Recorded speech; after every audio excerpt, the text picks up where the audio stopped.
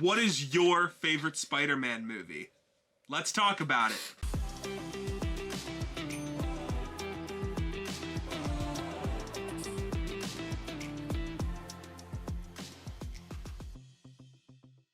Welcome back, everybody, to another video. My name is Caleb, and I love just diving a little bit deeper into our favorite TV shows and movies. If you can relate, join me down in the comment section where we're going to be talking today about our favorite Spider-Man movies ranked from the worst to the best, live action and animated, meaning all theatrically released Spider-Man movies. This has been a list I've been very excited to do for a while, and I just thought with the release of Spider-Man 2 that this was the perfect time to do it before we dive into some more Spider-Man content.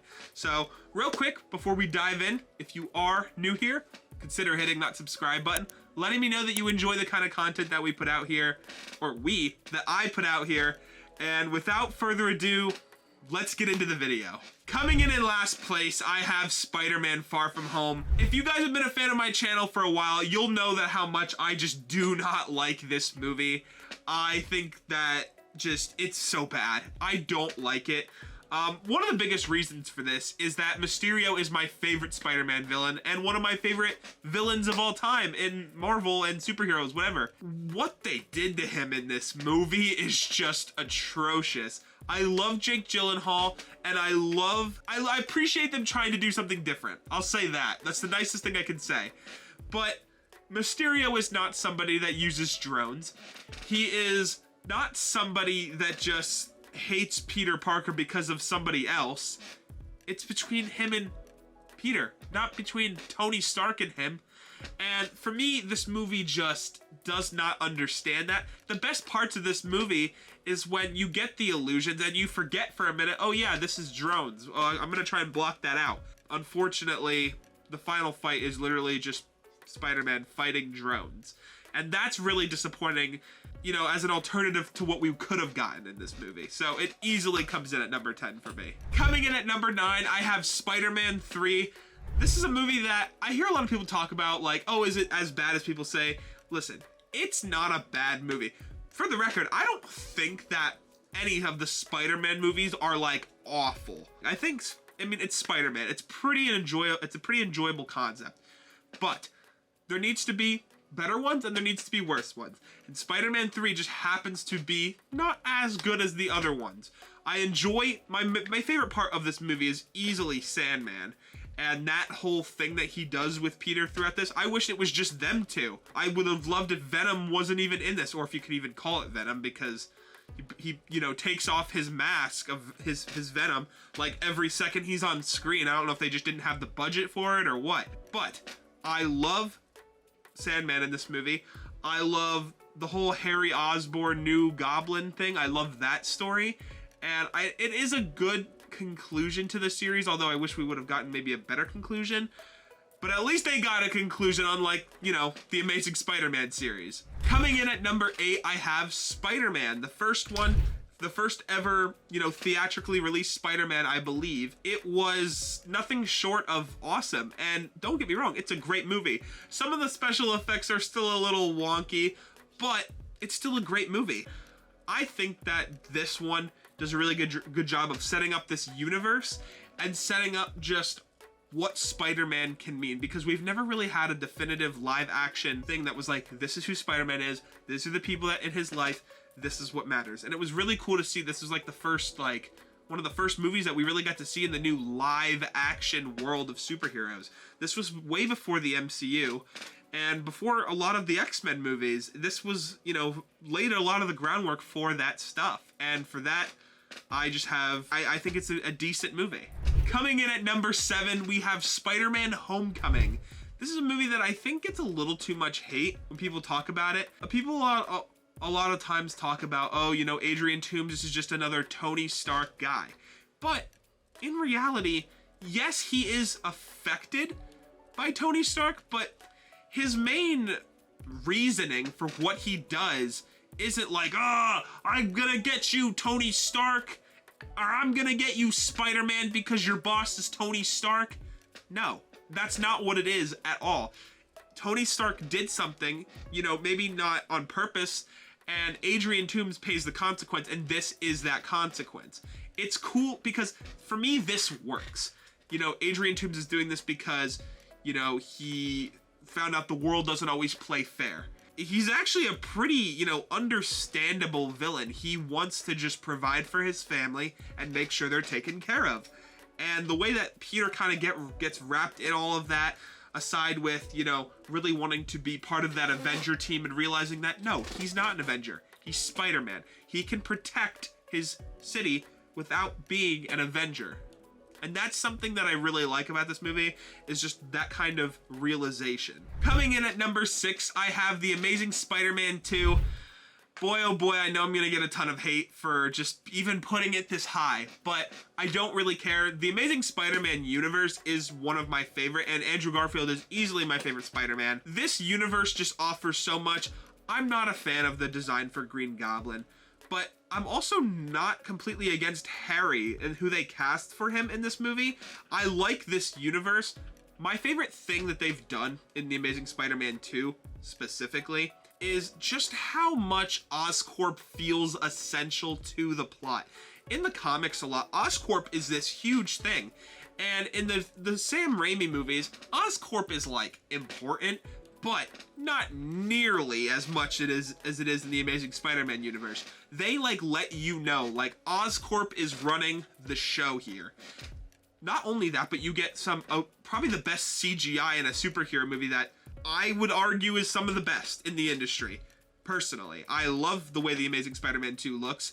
I love the Amazing Spider-Man 2 suit, and I just love the way this movie kind of goes about itself. Sure, they make a few mistakes along the way, but everything is there to be enjoyed. I have a great time every time I'm watching this. At number 5, we have Spider-Man Into the Spider-Verse.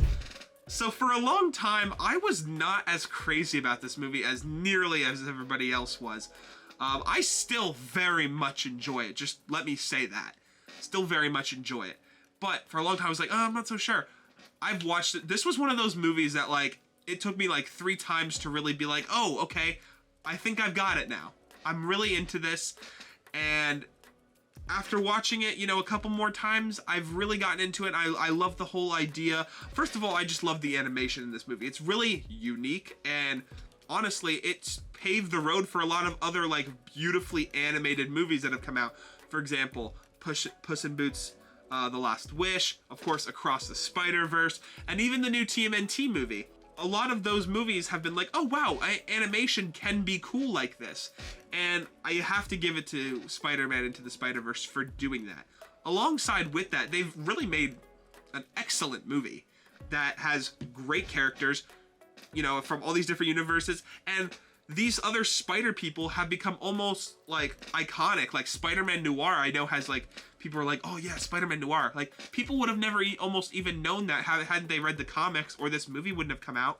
And I just think that that's really special. Coming in at number 4, I have Spider-Man 2. Just considered one of the best superhero or comic book movies of all time. I was always a bit skeptical on this one. I was like, why do people think this is so good? When I was younger, I thought that a lot. And don't get me wrong, I love Doc Ock and I love that whole thing. But for me, where this movie really shines is Peter. Watching Peter, you know, go from, you know, he's kind of in that, like, comfortable stage of being Spider-Man, and he has to realize all of the important decisions and sacrifices he has to make in order to be Spider-Man. And I think that's a really important lesson. And not only that, you get a lot of things of, you know, Harry learning who Spider-Man is in this movie. You get kind of the bridge between Spider-Man 1 and Spider-Man 3, and it's a very good bridge. It's not just crap, it's, you know, character development and seeing 2 characters come together and all of these things, right? But most importantly, you can't deny how great Alfred Molina is as Doc Ock and just how well he fits into this universe. This was a movie that really made me feel like believe that this universe was real, and that's something I really appreciated. Cracking the top 3, I have The Amazing Spider-Man. Again, as I said before, this is my favorite Spider-Man, Andrew Garfield. And in this movie, you really just believe that him and Gwen Stacy are a couple in real life. Like, you would walk down the street and you would see them. Aside from that, this movie, for me personally, just perfectly encapsulates who I think of as Spider-Man if he were a real person. You know, he does like skateboarding. He's not trying to be, you know, he has no idea what like is cool and what's not cool. He just does what he wants. I heard that was like a big issue. Like when this movie came out, people were like, oh, like why is Peter Parker cool? He's not trying to be cool. He likes to skateboard because he likes to skateboard. He likes to do these things because he likes to do them. Peter is a guy of hobby, and if he likes a hobby, he's going to do it. That's something I really like about this movie, is that you get to see a lot of Peter Parker moments, and then you get to see him like kind of roughly transition into that Spider-Man role. And he, you know, he doesn't want to hurt anyone, and he wants to make sure, you know, he's also falling in love for the first time with Gwen, and all these emotions happening with his uncle. I mean, there's a lot of things that just, for me personally, hit a lot heavier in this movie and really make me understand the origin of Spider-Man. And that's why I love this movie so much. And as my runner-up, I have Spider-Man No Way Home. When this movie came, I mean, I even have tons of all the trailer reactions on my channel reacting to when this movie was, you know, getting ready to come out. And going into this movie, we all had this suspicion. We were like, there's no way they're not gonna put Andrew and Toby in this, right? And they finally put him in. I remember people were standing on their chairs, myself included, and just cheering and cheering. I mean, we as Spider-Man fans won that night. We had, no matter what kind of Spider-Man fan you were just ecstatic that we got to see all three Spider-Men fight. And what's important here, for me at least, is that it's not just some dumb fight scene that's like, psh, psh, psh, psh, psh. They're doing the most Spider-Man thing that they could do, and they're trying to save them. They're not just trying to fight them and defeat them to see another day. They're trying to save them. Mix that with Peter finally, you know, Tom Holland's Peter, finally, you know, having this realization of Tony Stark is gone, it's up to me, and he's willing to lose everything to make sure that the city stays safe. And he quite literally does that at the very end of this movie. And to be honest with you, you know, this might be very controversial, however you pronounce that. But because of that decision, I'm kind of have him and Toby right there. I haven't been a Tom Holland fan for a long time, but that decision that they made with him and seeing the maturity that he goes through in this movie really makes me love Tom Holland's Spider-Man a lot more.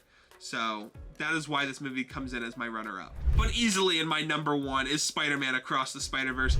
I actually went to go see this movie a few months ago with my friend, and we went to go see it once, and then we went to go see it twice, and we looked at each other, we said, at least I remember, this is the best Spider-Man movie. It really is. There's nothing that tops it. You know, like when you go to see a movie and there's always that like dry spell in the movie and you're like, oh, come on, I wish I was at so-and-so part. That never happens at one point in this movie. At all. At all. Every single second I'm entertained by either the soundtrack or what's actually happening on the screen or enjoying that small rest. Everything is perfectly executed and it feels just great. And you know, this is also kind of a setup movie, which is kind of funny because this is setting up Beyond the Spider-Verse. But needless to say, this is a great movie with a lot of great characters, and I'm still listening to the soundtrack of this movie today.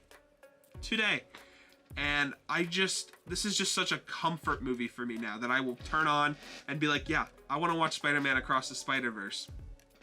It's a great movie, and if you have not seen it yet, I highly recommend you watch it. So yeah, guys, that is my ranking of all the Spider-Man movies. Let me know down below what you think of all the Spider-Man movies. Did you agree with my list? Did you not? The important thing is to just be respectful and remember that it is my list. It's not the right list. I would love to, again, I'd love to know what your ranking is down below. And until next time, guys, peace.